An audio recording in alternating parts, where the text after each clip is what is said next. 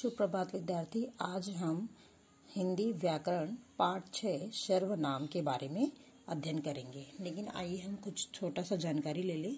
संज्ञा के स्थान पर इस्तेमाल किए जाने वाले शब्द को क्या बोलते हैं? सर्वनाम कहते हैं। जैसे मैं, तू, वह, आप, कोई, यह, ये, वे, हम, तुम, कुछ, कौन, क्या, जो, सो, उसका, आदि। ये सब क्या होते हैं? सर्वनाम की जगह हम प्रयोग करते हैं, संज्ञा के बदले प्रयोग करते हैं, उसके बारे में बताया गया। सर्वनाम की आवश्यकता हमें कहाँ कहाँ पर होती है उसके बारे में आइए हम बताते हैं आपको। मैं, तू, वह, आप, कोई, यह, ये, वे, हम, तुम, कुछ, आदि सर्वनाम शब्द में है।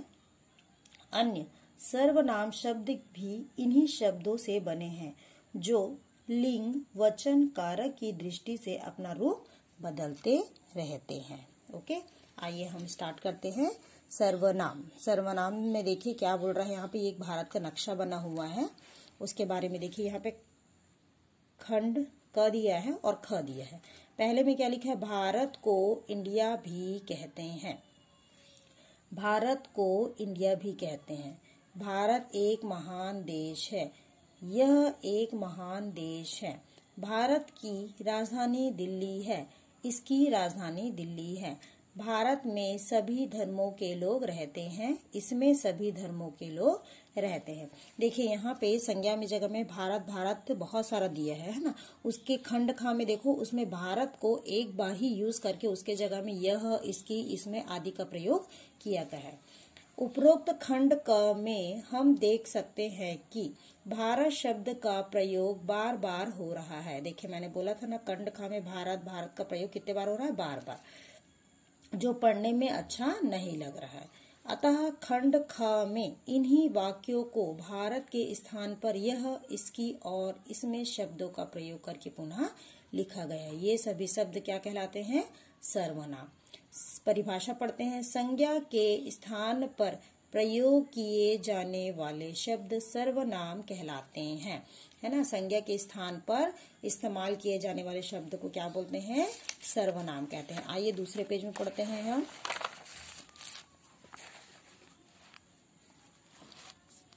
देखिए सर्वनाम के प्रकार। पहला देखिए, सर्वनाम कितने प्रकार के होते हैं? 6 प्रकार के होते हैं। पुरुषवाचक सर्वनाम, निश्चयवाचक सर्वनाम, अनिश्चयवाचक सर्वनाम, संबंधवाचक सर्वनाम, प्रश्नवाचक सर्वनाम, निजवाचक सर्वनाम। उसकी परिभाषा हम अलग अलग करके हम पढ़ेंगे। पहला है पुरुषवाचक सर्वनाम। जो सर्वनाम शब्द बोलने वाला अपने लिए, सुनने वाले के लिए अथवा किसी अन्य व्यक्ति के लिए प्रयोग करता है, वे पुरुषवाचक सर्वनाम कहलाता है। जैसे मैं खाना पका लूंगी, तो क्या बोल रहा है? वह बाजार जाएगा। उपरोक्त वाक्य में मैं और वह क्या है? पुरुषवाचक सर्वनाम है। पुरुषवाचक सर्वनाम के भी 3 भेद होते हैं। उसके कितने पुरुषवाचक के कितने भेद होते हैं? 3। उत्तम पुरुष, मध्यम पुरुष, अन्य पुरुष। ठीक है, अब फर्स्ट है उत्तम पुरुष के बारे में पढ़ते हैं। जिन सर्वनाम शब्दों का प्रयोग बोलने या लिखने वाला अपने लिए करता है, उन्हें उत्तम पुरुष कहते हैं। जैसे मैं, मेरी, हम आदि, ये अपने लिए प्रयोग करा तो ये क्या हुआ? उत्तम पुरुष। उसका उदाहरण देखिए, मैं लिख रहा हूँ, मेरी फ्रॉक बहुत सुंदर है। ठीक है, ये किसके लिए प्रयोग हो रहा है? अपने लिए। तो ये क्या है? उत्तम प्रयोग, उत्तम पुरुष। मध्यम पुरुष। जिन सर्वनाम शब्दों का प्रयोग बोलने या लिखने वाला सुनने वाले के लिए करता है, उन्हें मध्यम पुरुष कहा जाता है। यह इसमें क्या होता है? जो बोलता है या लिखने वाला होता है, वो सुनने वाले के लिए करता है। जैसे तुम, आप आदि। तुम कहाँ जा रहे हो? मैं बोल रही हूँ, लेकिन वो क्या बोल रहा है? सुन रहा है वो, तो उसको पूछना है आप चाय लेंगे या कॉफी। ठीक है, ये सब क्या है? मध्यम पुरुष है।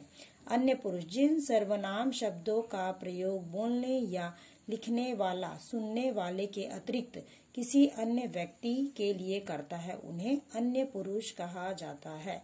जैसे वह, वे, उसका आदि। वे आज दिल्ली जाएंगे। उसका भाई बहुत शैतान है। ठीक है, निश्चयवाचक। अब क्या हो गया, ये सर्वनाम के भेद में आ गए हम। निश्चयवाचक, निश्चयवाचक के लिए पढ़ते हैं। जो सर्वनाम शब्द किसी निश्चित व्यक्ति, वस्तु अथवा स्थान के लिए प्रयोग किए जाते हैं वे निश्चयवाचक सर्वनाम कहलाते हैं। जैसे यह मिस्टर राजीव का घर है। उस मेज पर एक घड़ी है। एक निश्चित जगह पे है इसलिए उसका नाम। और जैसे मेरा नाम बोल रहा है वहां पे मिस्टर राजीव का घर है तो वो उसका सेपरेट है ना, उसका निश्चय है वो वाक्य, इस वजह से इसका नाम ये है। उदाहरण, उपरोक्त वाक्य में यह और उस निश्चयवाचक सर्वनाम है। अनिश्चयवाचक सर्वनाम, जो सर्वनाम शब्द किसी निश्चित व्यक्ति, वस्तु अथवा स्थान का बोध नहीं कराते वे अनिश्चयवाचक सर्वनाम कहलाते हैं। जैसे रसोई में कुछ पक रहा है, बाहर कोई खड़ा है। कुछ और कोई अनिश्चयवाचक सर्वनाम है। संबंधवाचक सर्वनाम, जो सर्वनाम शब्द वाक्यों में प्रयुक्त अन्य किसी सर्वनाम शब्द से जुड़े होते हैं वे संबंधवाचक सर्वनाम कहलाते हैं। जैसे जिसकी लाठी उसकी भैंस, जो सोता है वो खोता है। जिसकी उसकी जो वो, ये क्या है, संबंध, जिसका संबंध जोड़ रहे हैं वो है। आइए नेक्स्ट लाइन में पढ़ते हैं। प्रश्नवाचक सर्वनाम, जो सर्वनाम शब्द प्रश्न पूछने के लिए प्रयोग किए जाते हैं वे प्रश्नवाचक सर्वनाम कहलाते हैं। जैसे तुम कहाँ से आ रहे हो, आपका क्या नाम है। उपरोक्त वाक्यों में कहाँ और क्या प्रश्नवाचक सर्वनाम है। निजवाचक सर्वनाम, जो सर्वनाम शब्द कर्ता अपने लिए प्रयोग करता है वे निजवाचक सर्वनाम कहा जाता है। जैसे मैं खाना अपने आप खाऊंगा, मैं सामान स्वयं उठा लूंगा। अपने आप और स्वयं निजवाचक सर्वनाम कहलाते हैं। आइए अभ्यास करो में पढ़ते हैं। सही विकल्प पर चिन्ह लगाइए। संज्ञा के स्थान पर प्रयोग किए जाने वाले शब्द को क्या कहलाते हैं, सर्वनाम। पुरुषवाचक सर्वनाम के कितने भेद हैं, कितने भेद बताए थे मैंने, 3। उत्तम पुरुष, मध्यम पुरुष और अन्य पुरुष। जिन सर्वनाम शब्दों का प्रयोग बोलने या लिखने वाला सुनने वाले के लिए करता है वह उन्हें कहा जाता है, तो क्या कहलाएगा, मध्यम पुरुष। किसी निश्चित व्यक्ति या वस्तु आदि का बोध कराने वाले सर्वनाम शब्दों को क्या कहते हैं हम, निश्चयवाचक शब्द कहा जाता है। देखिए मैंने निश्चयवाचक में टिक लगाया है।